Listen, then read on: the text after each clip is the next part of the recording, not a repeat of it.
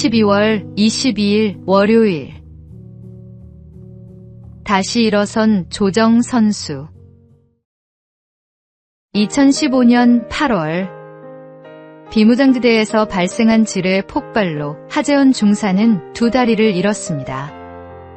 군복무 중 뜻밖의 사고였고 그 순간 그의 인생은 완전히 멈춘 것처럼 느껴졌습니다.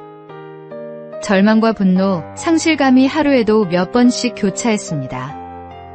하지만 그는 그 자리에 머물지 않았습니다. 긴 재활 기간 동안 그는 살아있다는 것의 의미를 다시 배우며 새로운 삶의 방향을 찾기 시작했습니다. 그가 선택한 길은 조정이었습니다.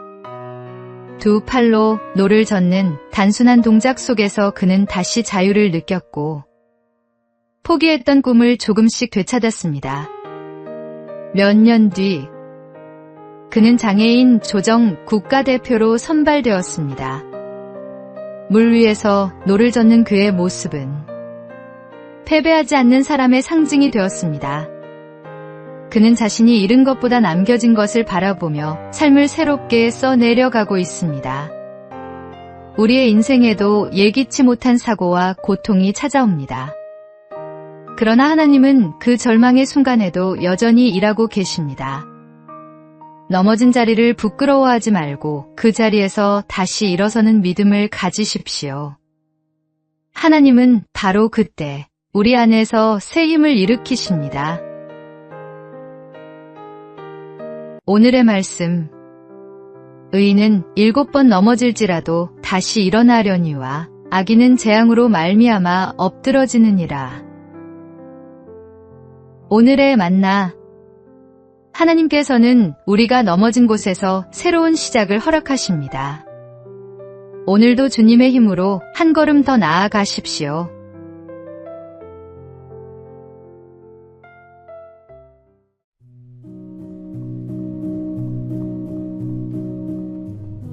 (12월 23일) 화요일. 온유함을 닮아가기. 동네 골목에서 어린아이가 친구들에게 맞고 울며 돌아오면 어김없이 날카로운 어머니의 목소리가 들립니다.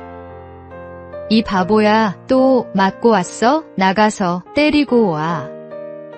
많은 어른들이 이런 모습으로 아이를 키웁니다. 하지만 그 순간 아이의 마음은 2번 상처를 입습니다. 친구에게 맞은 상처, 그리고 사랑받지 못한 슬픔. 사실 아이가 바라는 건 복수가 아니라 품어주는 위로 한마디입니다. 많이 아팠지? 괜찮아, 엄마가 있잖아. 그 말 한마디면 아이는 다시 웃고 세상을 따뜻하게 배우게 됩니다. 그런데 우리는 종종 어른이 되어서도 똑같은 실수를 합니다. 남편과 다투고 마음의 벽을 세우고 이웃에게 조금이라도 손해를 보면 오랫동안 미움을 품습니다. 그러면서 아이들 앞에서 말합니다. 용서해야지, 착해야지. 온유함은 약함이 아닙니다. 분노를 삼키고 사랑으로 반응하는 것이야말로 진짜 강한 사람의 모습입니다. 예수님이 그 길을 먼저 걸으셨습니다. 그리스도인이 이 세상에서 빛과 향기가 되려면 먼저 그분의 온유함을 닮아야 합니다. 그 온유가 가정의 공기를 바꾸고 이웃의 마음을 녹이며 세상을 아름답게 만듭니다. 오늘의 말씀. 온유한 자는 복이 있나니 그들이 땅을 기업으로 받을 것이며. 오늘의 만나. 온유는 약함이 아니라 힘을 절제할 줄 아는 강함입니다. 주님의 온유함을 닮아가는 것이 참된 성숙입니다.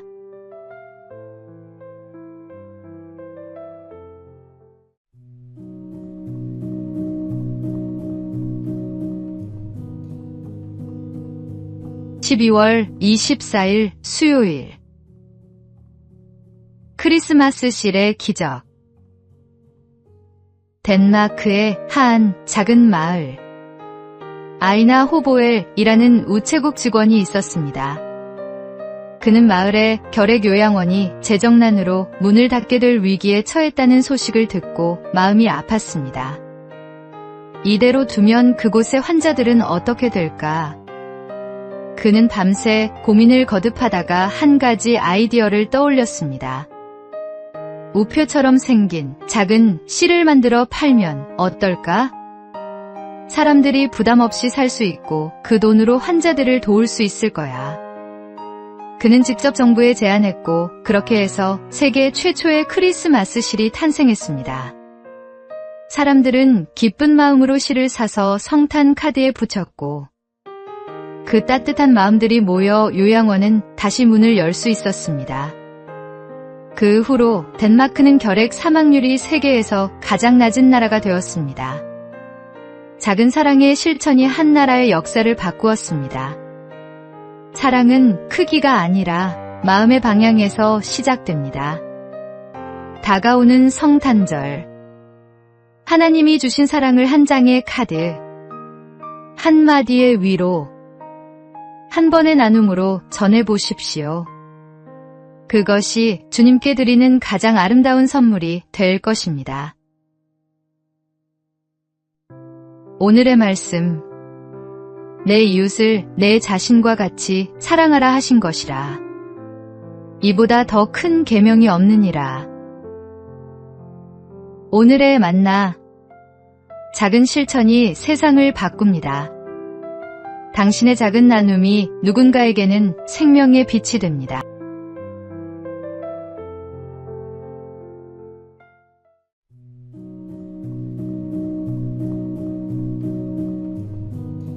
(11월 25일) 목요일. 아낌없이 주는 사랑. 성탄절은 하나님이 인류에게 가장 귀한 선물을 보내주신 날입니다. 독생자 예수님을 이 땅에 보내시며 우리에게 생명을 주셨습니다. 하나님이 세상을 이처럼 사랑하사 독생자를 주셨으니 그 사랑은 오늘날에도 우리 가운데서 계속되고 있습니다. 지난 8월 한 아버지가 그 사랑을 실천했습니다. 아내를 먼저 떠나보내고 홀로 아들을 키워온 60대 문주환 씨는 갑작스러운 사고로 세상을 떠나면서도 생명을 나눴습니다. 평소 지갑 속에 장기기증 희망등록 카드를 넣어 다니며 언젠가 다른 생명을 살리는 일을 하고 싶다고 말하던 그였습니다. 가족들은 그의 뜻을 따라 폐장과 인체 조직을 기증했고 그의 몸은 100여 명의 환자에게 새로운 희망이 되었습니다. 하나님이 독생자를 아낌없이 주셨듯 한 아버지도 자신의 생명을 나누었습니다. 그가 정성으로 키운 아들은 현재 서울대학교에서 공부하며 아버지가 심어준 사랑의 씨앗을 키워가고 있습니다. 이번 성탄절, 우리에게 생명을 주신 예수님의 사랑을 기억합니다. 그 사랑이 한 아버지의 마지막 선택을 통해 수많은 이들에게 전해졌듯이 우리도 누군가의 삶의 빛이 되기를 소망합니다. 진정한 사랑은 자신을 내어주는 것임을 다시 한번 되새깁니다. 오늘의 말씀. 하나님이 세상을 이처럼 사랑하사 독생자를 주셨으니 이는 그를 믿는 자마다 멸망하지 않고 영생을 얻게 하려 하심이라. 오늘의 만나. 하나님은 우리에게 독생자 예수님을 주셨습니다. 우리에게 생명을 주신 그 사랑을 기억하며 우리도 누군가에게 작은 빛이 되기를 소망합니다.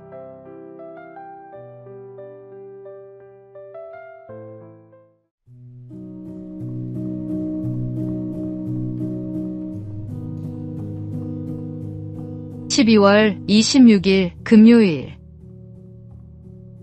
절제하는 삶. 피너츠 만화 중에 이런 장면이 있습니다. 찰리 브라운이 저녁 사료 2그릇을 들고 와서 스누피에게 말합니다. 내일 하루 종일 집에 없을 거야.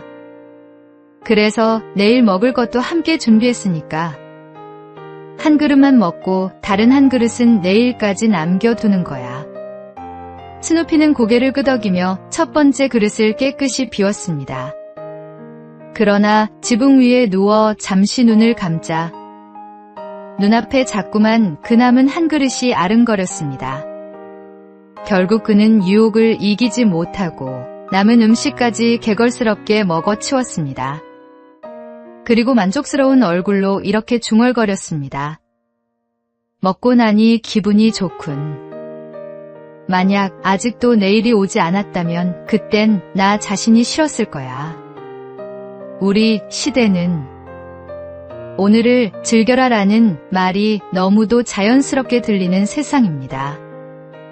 욕망을 따라 사는 것이 당연한 것처럼 포장되고 절제보다는 쾌락이 지혜처럼 여겨집니다.